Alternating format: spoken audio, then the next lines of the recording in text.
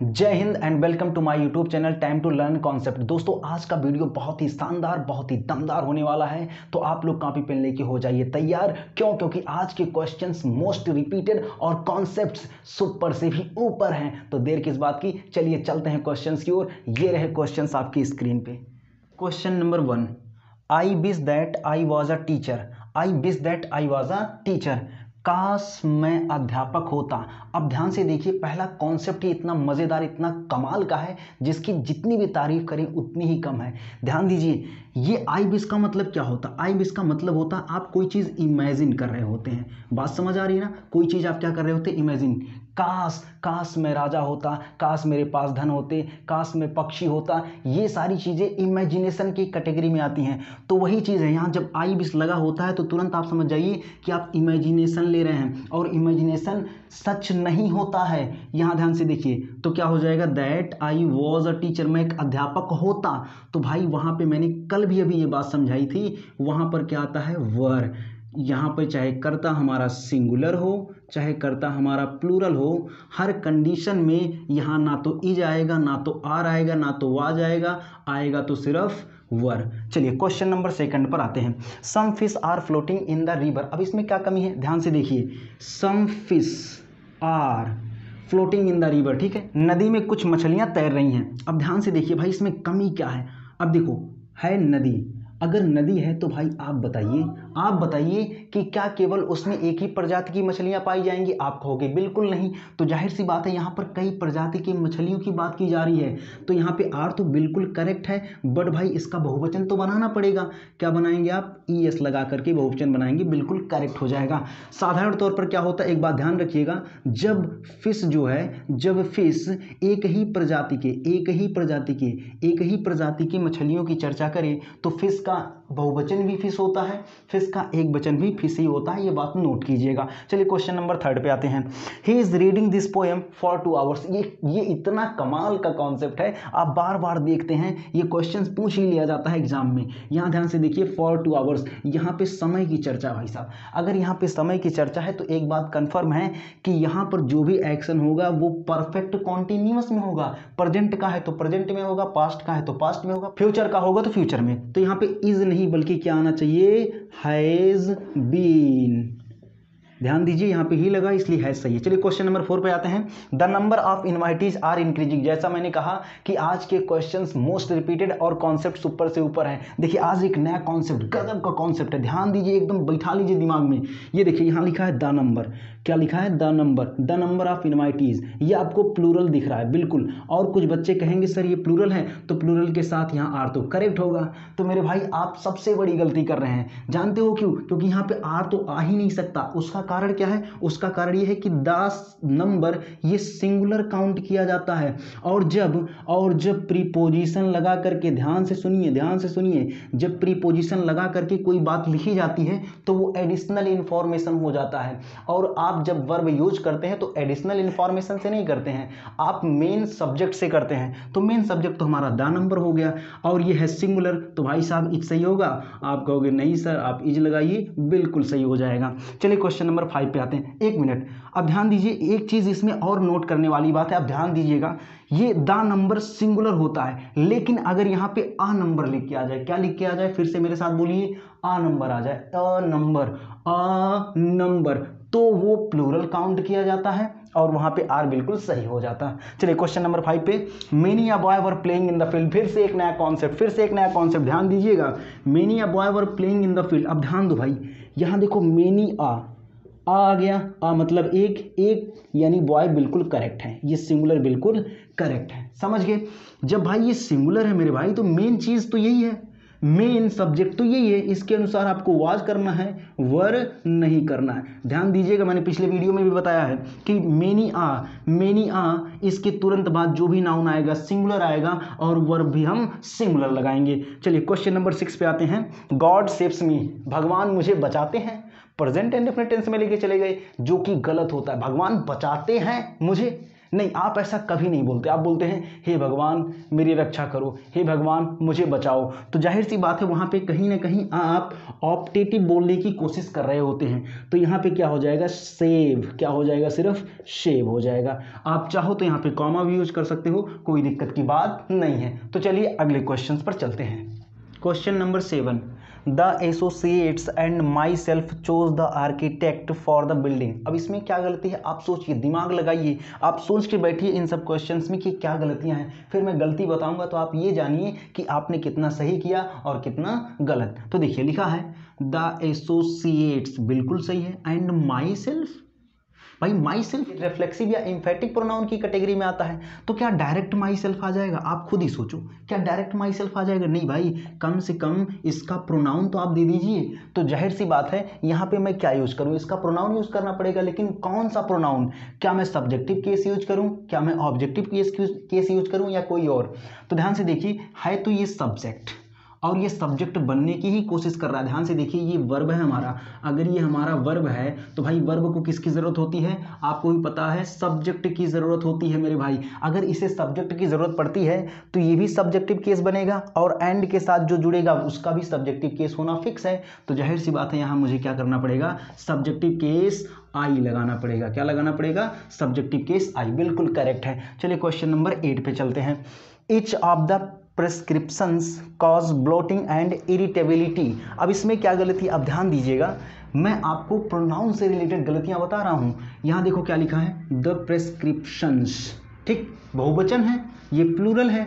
अब ध्यान से देखिए, ईच ऑफ द, ऑफ क्या करता है? ऑफ मेरे बच्चे बताता है सिलेक्शन। क्या बताता है? सिलेक्शन, यानी कि प्रेस्क्रिप्शंस में से प्रत्येक। और जो इच है ये है प्रोनाउन, और कैसा प्रोनाउन है? डिस्ट्रीब्यूटिव प्रोनाउन है। और जो डिस्ट्रीब्यूटिव प्रोनाउन होता है वो क्या करता है?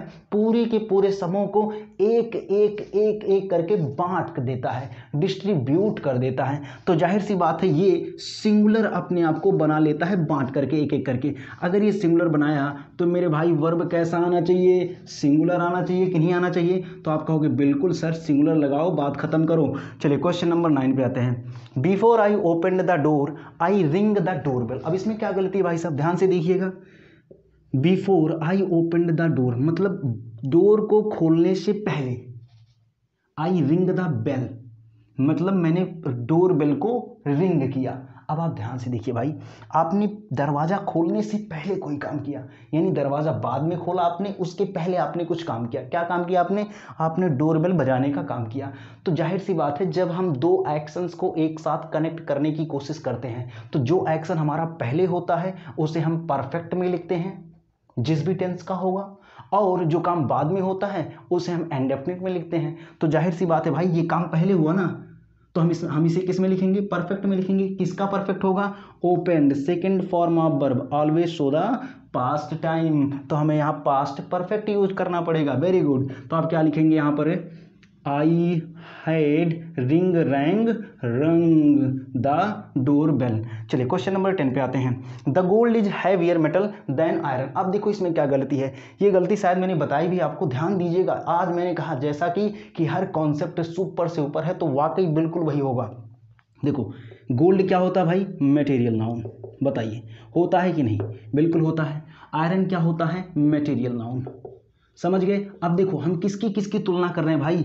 हम गोल्ड की आयरन के साथ तुलना कर रहे हैं और कह रहे हैं कि जो गोल्ड होता है ना वो ज़्यादा भारी होता है आयरन की अपेक्षा। ये वाक्य में कहने की कोशिश कर रहा है। तो ध्यान से देखिए भाई, अब ये मटेरियल नाउन है, ये भी मटेरियल नाउन है, इसके आगे आपने दा लगा दिया, इसके आगे दा लगाया ही नहीं। ध्यान से समझिएगा, जो भी मटेरियल नाउन होता है मेरे भाई, जो भी मटेरियल नाउन होता है उसके आगे ना तो हम कभी ए लगाएंगे, ना तो कभी एन लगाएंगे, और ना ही दा यूज करेंगे। तो जाहिर सी बात है भाई, यहाँ पे जो दा लगा ना वो गलत है। आप ऐसा मत कीजिएगा कि आप दा लगा दें, ऐसा बिल्कुल नहीं, यहाँ पे दा गलत होगा। चलिए क्वेश्चन नंबर 11 पर आते हैं। I know the French and the English language. गजब का है भाई, बिल्कुल मैं जानता हूँ। क्या जानते हो? फ्रेंच, हाँ, और इंग्लिश लैंग्वेज, फ्रेंच और इंग्लिश भाषाएं जानता हूँ। अब ध्यान से देखिए, कभी भी आपने ये बोलते हुए सुना है आई नो इंग्लिश लैंग्वेज? नहीं, आप सीधा बोलते हो I know English, I know English, yes I can speak English. आप कभी ये नहीं बोलते हो I can speak English language, I know English language, ये ऐसा नहीं बोलते हैं। जानते हो क्यों? क्योंकि भाई इंग्लिश अपने आप में खुद ही बता रहा होता है कि मैं स्वयं में एक लैंग्वेज हूँ, तो आपको दोबारा लैंग्वेज लिखने की कोई ज़रूरत नहीं है। इसका मतलब क्या है? ये लैंग्वेज सुपरफ्लुअस है, मतलब एक्स्ट्रा बकवास बात लिखी, उसको कट कीजिए, सही हो जाएगा। चलिए क्वेश्चन नंबर 12 पे आते हैं। The water all flowed out by and by, धीरे धीरे सब पानी बह गया। अब ध्यान से देखिए, वाटर क्या होता है? जोर से बोलिए, अभी तक मैंने नहीं सुना, और जोर से बोलिए, मटेरियल नाउन। अगर ये मटेरियल नाउन है तो अभी मैंने क्या बताया? इसके पहले आर्टिकल का यूज़ नहीं करते, तो मेरे भाई काहे लगाए हूँ। लेकिन आपके मन में एक सवाल होगा, क्या सवाल होगा? आप बोलोगे सर आल क्या कर रहा है? तो देखिए आल क्या कर रहा है। आल ये हमारा काउंटेबल नाउन के साथ भी आता है भाई, और हमारा ये अनकाउंटेबल नाउन के साथ भी आता है, ये दोनों के साथ चला जाता है। तो इसे आप लिखेंगे कैसे? आप लिखेंगे ऑल वाटर। ऑल वाटर मतलब पूरा का पूरा पानी flowed out by and by. चलिए अपने अगले क्वेश्चन पर चलते हैं। क्वेश्चन नंबर 13 लिखा है he prevented me to do it, उसने मुझे ऐसा करने से रोका। अब आप ध्यान दीजिए, जो प्रीवेंट होता है, मैंने पहले भी बता रखा है कि जो प्रीपोजिशंस होते हैं भाई ना, वो हमारे वर्ब के साथ फिक्स होते, बिल्कुल सटे से होते, लगे होते। भैया कुछ भी कर लो, वो छोड़ेंगे नहीं उसका जान, पकड़ के इसे रखे रहेंगे, दमा के एकदम लगा के एकदम दम लगा के पकड़े रहते हैं। चलिए प्रिवेंटेड देखिए, ये क्या है भैया? ये वर्ब है। बोलिए क्या है बच्चों? ये है वर्ब। अगर ये वर्ब है भैया, तो इसके साथ जानते हो प्रीपोजिशन फिक्स होता है फ्रॉम, प्रिवेंट फ्रॉम होता है, प्रिवेंट फ्रॉम। तो जाहिर सी बात है यहाँ जो टू आपने लगाया ना भाई, वो हो जाएगा फ्रॉम। अब आप बताइए क्या ये सही हो गया? अभी नहीं सही हुआ। अगर ये फ्रॉम है और फ्रॉम होता है बच्चों प्रीपोजिशन, क्या होता है? प्रीपोजिशन। अगर ये प्रीपोजिशन है तो प्रीपोजिशन को तुरंत अपना ऑब्जेक्ट चाहिए। ऑब्जेक्ट या तो नाउन बनेगा या तो प्रोनाउन। तो आप बताइए क्या ऑब्जेक्ट डायरेक्ट डू को बना दोगे? अरे भाई ये हो जाएगा गलत। आप इसे क्या बनाएंगे? जीरंड। क्या बनाएंगे? जीरंड। क्यों? क्योंकि जीरंड जो है वो होता है भाई साहब वर्बल नाउन। क्या होता है? Verbal noun. इसीलिए हम यहाँ पे क्रिया की पहली अवस्था में आईएनजी यूज करेंगे। चलिए क्वेश्चन नंबर 14 पर आते हैं। He is a MLA from Kanpur constituency. अब आप ध्यान से देखिए, लिखा ही इज़ अ एमएलए। अब जरा इसका प्रोनाउंसिएशन कीजिए। आप बोलते हैं M L A, M L A से शुरू हुआ है। अगर इसका प्रोनाउंसिएशन हिंदी के व्यंजन से शुरू हुआ है तो भाई साहब आप ए क्यों लगाएंगे? आपको क्या लगाना पड़ेगा?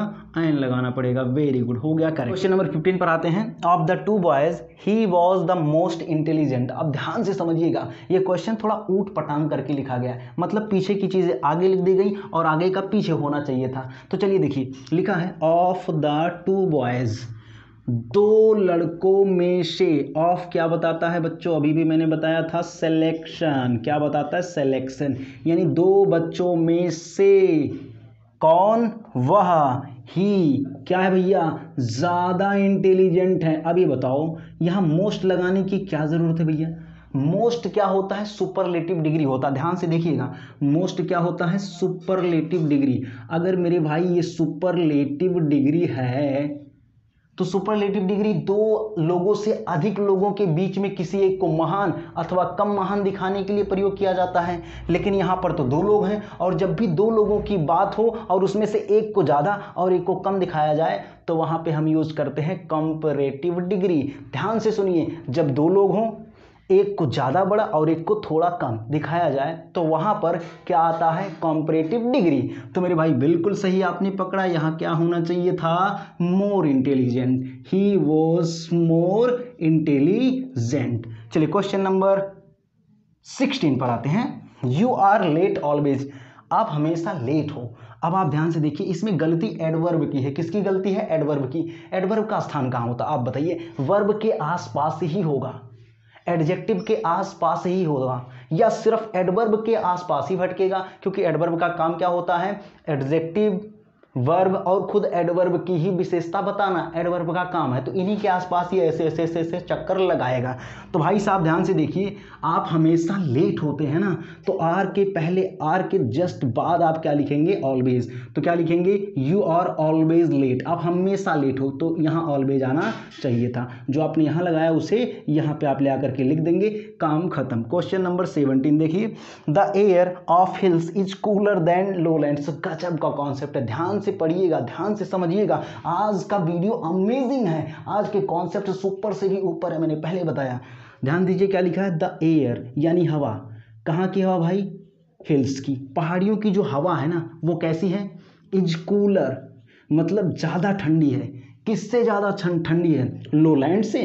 बताओ, जो निचली ज़मीन है उससे ज़्यादा ठंडी है हिल्स की हवाएं। आप बताओ तुलना किसकी हो रही है, क्या हिल्स और लोलैंड्स की हो रही है कि हिल्स के हवाएं और लोलैंड की हवाओं।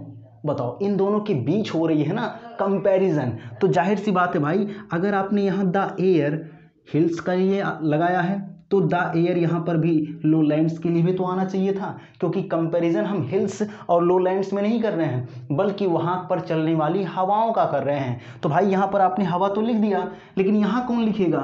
तो ध्यान से देखिए, यहाँ पे आप क्या द एयर लिख देंगे तो सही हो जाएगा। नहीं भाई, मैंने आपको कईयों बार समझाया है कि we should avoid noun repetition. So here in this questions, if you write the air, it means you are repeat the noun. So this is not fair. इसलिए हम यहाँ पर the air नहीं यूज करेंगे। क्या यूज करेंगे मेरे भाई, यहाँ पे लिखेंगे that of। क्या लगाएंगे, that of मतलब वही, वही मतलब क्या, हवा। समझ गए। चलिए क्वेश्चन नंबर 18 पर आते हैं। If I were him I should not go. अभी अभी आपने पढ़ा, ध्यान से देखिए, यदि मैं उसे होता। अरे भाई साहब, अगर मैं किसी के जैसा बनने की कोशिश कर रहा हूँ, मतलब मैं इंसान हूँ, मैं पुरुष हूँ, तो मैं किसी अन्य पुरुष के जैसा, किसी अन्य इंसान के जैसा बनना चाहूँगा। तो आप बताइए, अगर ये बेचारा हमारा सब्जेक्ट है, ठीक है, बोलो हाँ सब्जेक्ट है ना, अगर ये सब्जेक्ट है तो ये सब्जेक्ट के साथ ही तो तुलना करेगा और सब्जेक्ट ही तो बनना चाहेगा। तो भाई आप ऑब्जेक्टिव केस काहे लगा रहे हो, सीधा लिखो, ही लिखो, काम खत्म। बाकी यहाँ शुड बिल्कुल सही है। कुछ लोग सोच रहे होंगे सर यहाँ उड लगा दीजिए, उड और शुड दोनों सही होता है, ये भ्रम आप अपने दिमाग से निकाल दीजिए। आप रटना बंद कीजिए, चीज़ों को समझना शुरू कीजिए। चलिए क्वेश्चन नंबर 19 पर आते हैं। One should not boast of his wealth. बहुत ही गजब है, ध्यान से सुनिएगा। यहाँ पे सब्जेक्ट कौन है, आप बोलोगे सर वन है। अगर वन है तो आप मुझे बताइए, सब्जेक्ट के अनुसार ही आप वर्ब लगाते हो, सब्जेक्ट के अनुसार आप पोजीशन दिखाते हो, सब्जेक्ट के अनुसार आप केसेस जितने भी होते हैं सब दर्शाते हो। तो पढ़ो आगे। शुड बिल्कुल सही, नॉट बिल्कुल, बोस्ट बिल्कुल सही, ऑफ बिल्कुल, हिज, हिज। अब आप बताइए, यहाँ अगर वन है तो हिज कैसे लिख दोगे आप, इतना बताओ आप कैसे लिख दोगे, ये चीज़ तो हो जाएगी गलत। तो यहाँ पे क्या आना चाहिए, यहाँ पे आना चाहिए वन सेज, अपॉस्ट्रोफी एस आएगा। इस बात का विशेष ध्यान दीजिएगा, कहीं पर आप ऐसा ना लिख दीजिए कि वंस, ये होता है गलत। क्यों, क्योंकि ये वन का प्लूरल है भाई साहब, और हमको प्लूरल नहीं बनाना है, हमें यहाँ पे दिखाना है पोजीशन, और पोजीशन दिखाने के लिए हम अपॉस्ट्रोफी एस का भी प्रयोग करते हैं। चलिए क्वेश्चन नंबर 20 पर आते हैं। आज का लास्ट क्वेश्चन है, no news are always good news. कई बार मैंने बताया, ये जो न्यूज़ होता है भाई साहब, ये देखने में कैसा लग रहा है, आपको देखने में लग रहा है प्लूरल, लेकिन क्या ये वाकई में प्लूरल होता है? आप कहोगे नहीं सर, ये होता है सिंगुलर। तो भाई साहब अगर ये सिंगुलर है तो आप आर क्यों लगाओगे, क्या लगाओगे, इज। बिल्कुल सही। आपको मैं बता दूं, कुछ ऐसे नाउन्स होते हैं जो देखने में आपको प्लूरल लगेंगे लेकिन वे होते हैं सिंगुलर, जैसे news, innings, physics, economics, civics. इस तरह के जितने भी नाउन्स होते हैं ये प्लूरल कैटेगरी में नहीं आते हैं, ये आते हैं सिंगुलर की कैटेगरी में।